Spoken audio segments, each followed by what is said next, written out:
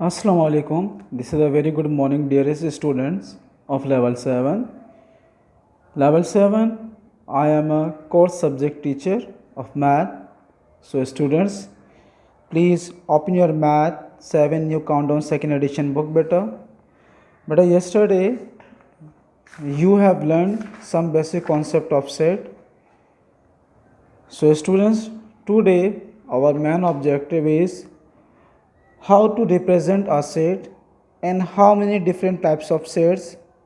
Today we will discuss, you will learn. So better now come to the definition. How is a set represented? हम set को किस तरह से represent करते हैं? A set can be represented in three forms.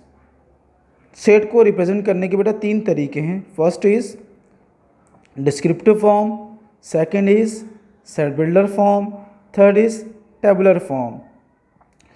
Descriptive form, a set described in descriptive terms.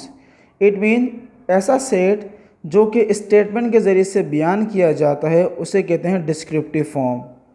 जैसे for example एक set है फर्स्ट 5 नेचुरल नंबर्स के एक सेट है फर्स्ट 5 नेचुरल नंबर्स का. अब ये जो स्टेटमेंट लिखी है फर्स्ट 5 नेचुरल नंबर्स, ये आपके पास क्या है? डिस्क्रिप्टिव फॉर्म है. कौन सी फॉर्म है? Descriptive form. किस तरह से देखें बेटा आप. फॉर एग्जांपल मेरे पास एक सेट है बेटा, मेरे पास एक सेट है जैसे a इज इक्वल टू 2 4 6. एक सेट है 2 4 6. अब ये जो सेट बेटा कहलाता है इसको तो हम कहते हैं tabular form.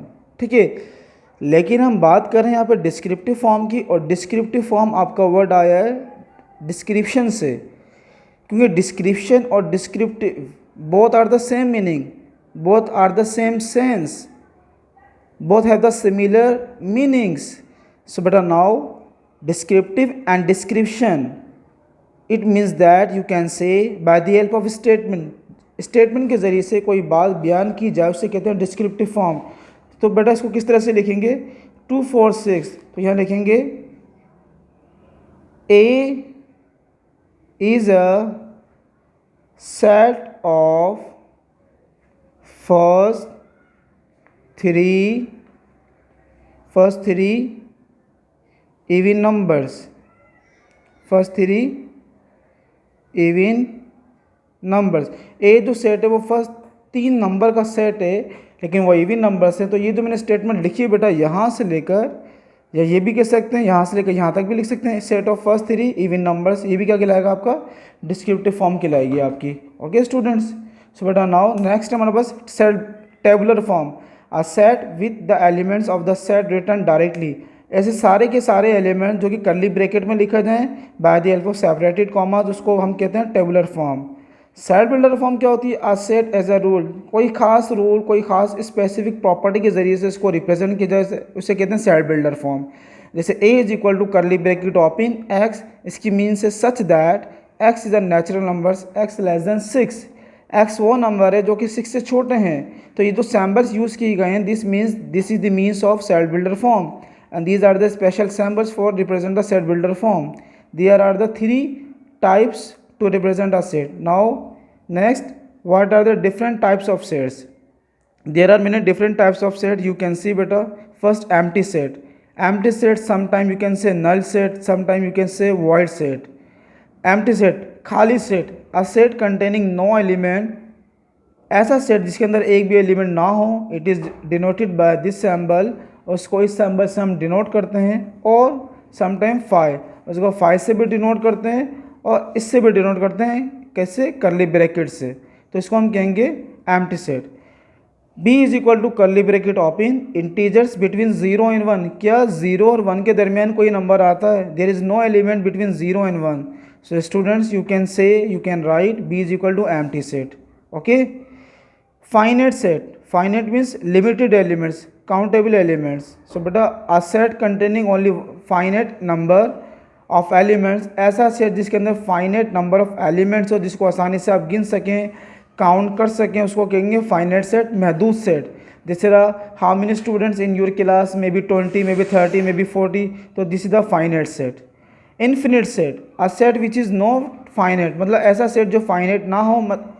The word infinite means uncountable elements, ऐसा सेट जिसको आप काउंट नहीं कर सकते, जिसको आप गिन नहीं सकते, वो आपका इन्फिनिट सेट होगा। जैसे for example set of stars you cannot count, set of dust particles you cannot count, okay, you cannot count leaves of trees, आप नहीं गिन सकते बेटा दरख्त के पत्ते, सितारा को नहीं गिन सकते, तो you can say infinite set।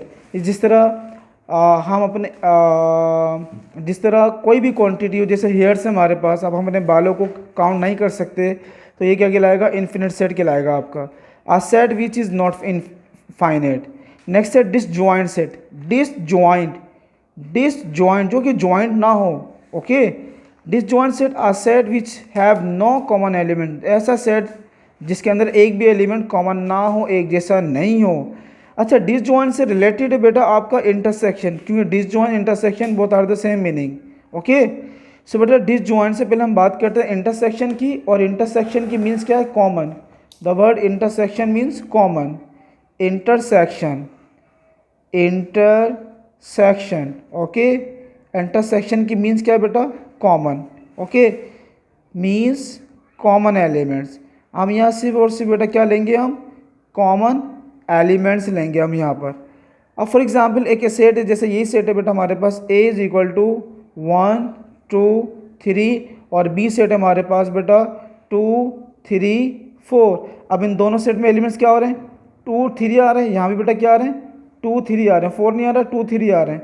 तो A intersection B is equal to 2 3, ये तो हो गया बेटा, this is the symbol of intersection. तो ये आ गया कॉमन एलिमेंट्स 2 3। लेकिन डिसजॉइंट कह रहा है यहाँ पर, तो बेटा a set which have no common element. अब इन दोनों सेट्स के अंदर एलिमेंट्स कुछ भी कॉमन नहीं, तो क्या आएगा, खाली सेट आएगा, जिसको कहते हैं disjoint set. Overlapping set, overlapping करना कम से कम एक एलिमेंट या एक से ज़्यादा एलिमेंट का उसमें मौजूद होना। A set which have at least 1 common element, देखिए यहाँ भी 2 मौजूद है, यहाँ भी 2 है, यहाँ भी 3 है, यहाँ भी 3, इट मीन्स ये ओवरलैपिंग कर रहे हैं। ओवरलैपिंग मतलब दोनों सेट्स के अंदर ये मौजूद हैं, इसलिए कहेंगे ओवरलैपिंग सेट्स। इक्विवेलेंट सेट कहेंगे a set which have an equal number of elements, number of elements की क्वांटिटी सेम हो। देखिए यहाँ भी 3 है, यहाँ भी 3 है, लेकिन डिस्टिंक्ट एलिमेंट्स हैं।